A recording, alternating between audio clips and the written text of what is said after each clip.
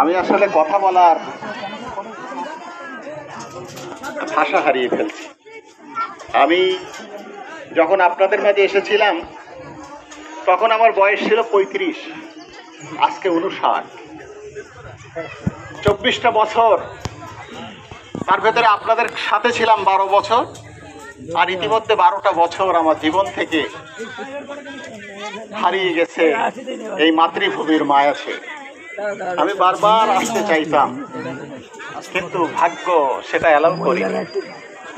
জালেমের জুলুম আমাকে আপনাদের থেকে দূরে রেখেছিল। আজকে আবু সাইদ মুগ্ধদের রক্তের বিনিময়ে সে জুলুমের অবসান হয়েছে। আমরা বীর শহীদদের প্রতি আত্মার মাগফিরাত কামনা করছি। আল্লাহ তাআলা তাদেরকে শাহাদাতের দরজা দিয়ে জান্নাতুল ফেরদাউস দান করুন। যে মায়ের বুক খালি হয়েছে, যে বাবা তার সন্তানকে হারিয়েছে, যে ভাই, যে বোন তার ভাইকে হারিয়েছে, বোনকে হারিয়েছে, আমরা ব্যথিত হৃদয়ে আল্লাহর কাছে তাদের জন্য দোয়া করছি। রব, তুমি এই মজলুম মা বোনদের চোখের পানি দেখছো, তুমি কবুল করো মাওলা। তাদের সন্তানকে তুমি জান্নাতুল ফেরদাউস দান করো। তাদের স্বামীদের সাথে তুমি তাদেরকে আখিরাতে হাসরে একত্র করে আবার চিরস্থায়ী জান্নাতে অনন্তকাল থাকার তৌফিক দিও রব। আপনাদের সেই হাবিব ভাই এখন পরবর্তীর দ্বার প্রান্তে। আমি আপনাদের কাছে চেয়ারম্যান হতে চাইনি বা আসিনি। আমি আল্লাহর কাছে, আপনারা অনেক বেশি কেঁদেছিলেন, অনেক চোখ আপনাদের একত্রে কেঁদেছিল রাতের আধারে,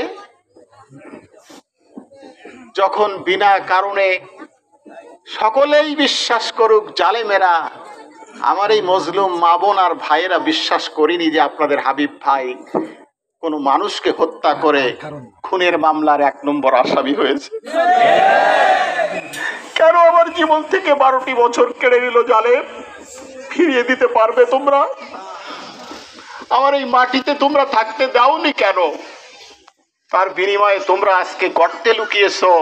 তোমাদের নেত্রী পালিয়ে জানের মায়ায় চলে গেলেও এ চোখের পানি, এই সাইদ মুগ্ধদের কি আমরা আর ফিরে পাবো? এ সাইদ যদি আমার সন্তান হতো, এ মুগ্ধ যদি আমার সন্তান, আমার ভাই হতো, এ কষ্টটা আমরা অনুভব করতাম আরো বেশি। কিন্তু বাংলার মা বোনেরা, বাংলার বাবারা, ভাইয়েরা, তরুণ দামাল ছেলেরা সবাই বলেছে মুগ্ধ সাইদরা আমাদের ভাই, আমাদের সন্তান।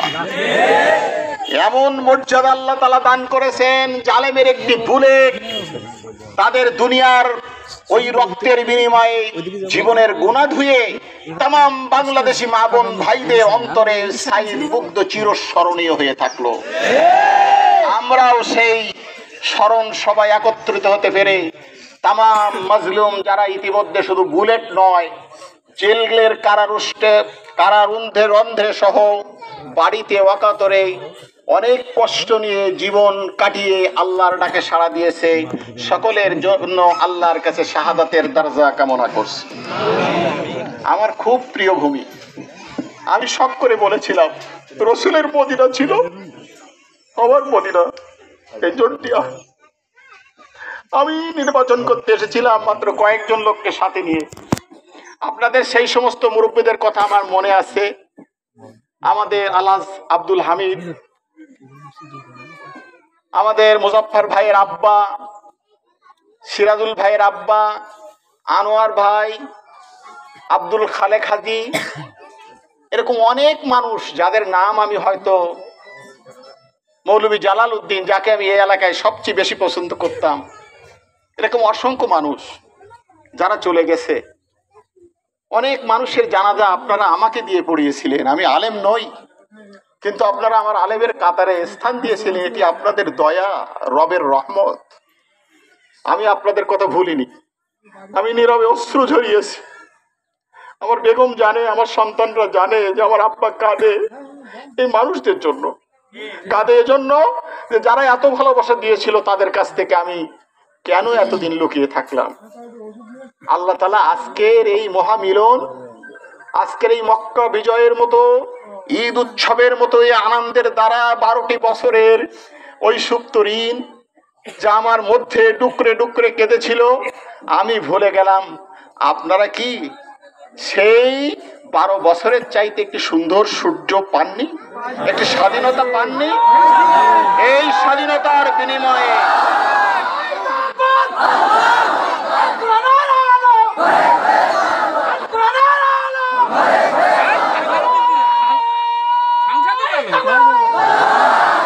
বাংলাদেশে যে স্বাধীন সূর্য উদিত হয়েছে এটি অরিজিনাল গণতন্ত্রের সূর্য। এ সূর্য এই ফানুসের মতো ফুলানো বেলুন নয় যা সুইয়ের একটি টোকায় শেষ হয়ে যায়, দম ফুরিয়ে যায়। এটি এমন এক গণতন্ত্র, সারা বাংলার মজলুমের আত্মনাদের গণতন্ত্র। মুগ্ধদের রক্তের বিনিময়ে এই স্বাধীনতার সূর্য আমাদেরকে রক্ষা করতে হবে।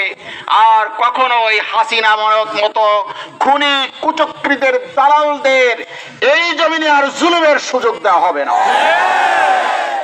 দৃঢ় হাতে পাড়ায় পাড়ায় আমাদের ভাইরা যে কষ্ট সহ্য করেছেন, আজকে একটি অন্তর্বর্তীকালীন সরকার গঠিত হওয়ার পরে আমাদেরকে শুধু কাজ করতে হবে ভোটের জন্য তা নয়, আমাদের প্রত্যেকটি সরকারি স্থাপনা, বেসরকারি স্থাপনা, মানুষের জান মাল, হিন্দু মুসলমান বৌদ্ধ খ্রিস্টানের দোকান, ইবাদতগাহ, উপাসনালয়, দোকানপাট, রাস্তাঘাট সব কিছু আমাদেরকে পাহারা দিতে হবে। কারণ ভারতীয় রয়ের এজেন্টরা চুরি করে সবাই চলে যায় নাই, এখনো আছে। আর এই জালেমরা যারা জনগণের রক্ত চুষে খেয়েছে তারাও লুকিয়ে থাকলেও আবার আসার পায় তারা করতেছে। সুতরাং তারা আসুক, তাদেরকে আমরা ক্ষমা করব, কিন্তু আর জুলুমের কথা যেন জীবন থাকতে চিন্তা না করে। আর জুলুম করে জনগণের মাল জানের যে ক্ষতি করেছে সেজন্য অপরাধ স্বীকার করতে হবে, মাল ক্ষতি করে থাকলে ফেরত দিতে হবে। পুলিশ মনে করেন ক্ষমতাসীন, আমি ঢাকাতে ছিলাম, সংসদ ভবন কিভাবে জনগণ লুট করে নিয়ে গেল, 1-1.5 কোটি টাকা লুট করলো, 55 লাখ টাকা আর্মিরা ধরে সেটা রাখছে। শুধু 1-1.5 কোটি না, গণভবন লুট করলো। এ লুট কেন? আসলে শুধু লুট নয়, হাসিনা যে রাজাস পুষি খেত, বোয়াল মাছ পুষি খেত, বড় ধরনের আপনার ওই আড়ি মাছ ফ্রিজের মধ্যে রাখতো 10 কেজি 20 কেজি, বড় বড় পাটু খাসির রান রেখে সেই রান দেখি মানুষ ঘাড়ে ফিরিয়ে চলে যেতিস। বলতে একটু খেয়ে দেখি হাসিনা কি খেত। সারা বছর আজ 12টা বছরও খেয়েছে, আমরা অন্তত 1-1 করে রান ভাগ করে খাই। হাসিনা শুধু একা খায়নি, এ এলাকায় শুধু না, সারা বাংলাদেশে হাসিনার অনুসারীরা যারা এটাকে জুলুম মনে করতো না তারাও খেয়েছে। এ খাওয়ার বদলা আল্লাহ কিভাবে নিয়েছে, সব বড় বড় নেতা পালিয়েছে, প্রকাশ্যে দেখা যায় না, চুরি চামারি করে আমাদের কাছে ফোন করে বাঁচার জন্য। আমরা বলি তওবা করেন, ভালো হয়ে যান, আর আবু জেহেলের মতো থাকেন না। আবু সুফিয়ান সারা জীবন অন্যায় করার পরেও ইস্তেগফার করে ভালো হওয়ার কারণে সাহাবার মর্যাদা লাভ করেছে। আমরা আপনাদেরকে সে সুযোগ দেব, কিন্তু খবরদার ভুলেও আর পুলিশ দিয়ে মানুষ ধরে নিয়ে যাওয়ার চিন্তা করবেন না। এদিন শেষ। ঢাকায় একটা থানায়ও কোনো পুলিশ নেই, সমস্ত থানার নথিপত্র, টেলিভিশন, আপনার বাক্স বিরিখকে যা ছিল, আলমারি, ওসির চেয়ার, মুসির চেয়ার সব জনগণ পুরাইতেছে, না ঘাড়ে করে নিয়ে বেরিয়ে গেছে। বলতে তোদের আর এ জায়গায় থাকা লাগবে না, আমরা নিজেরাই এখন ট্রাফিক পুলিশ হব। ছাত্র জনতা ট্রাফিক, ছাত্র জনতা পাহারা দিচ্ছে এখন আর্মিদের সাথে গণভবন, সংসদ ভবন। এবার এখন পাহারা দিচ্ছে, যা পুরাই দিছি, তোরা তো পলাইছিস, তোরা এখন থানায় আসতে সাহস করতেছিস নি, তোদেরও আগুন দিয়ে পুড়াই দেবে। তাইলে তোরা থানায় সাহস করতেছিস নি, আগুন দিয়ে পুড়াই দেবে, কি অপরাধটা করেছিস বুঝতে পারিস? থানার পাগলেরা এখন ভয় পেয়েছে, এই ভয় রাখতে হবে। মেজাজের ভারসাম্যতা হারাবেন না।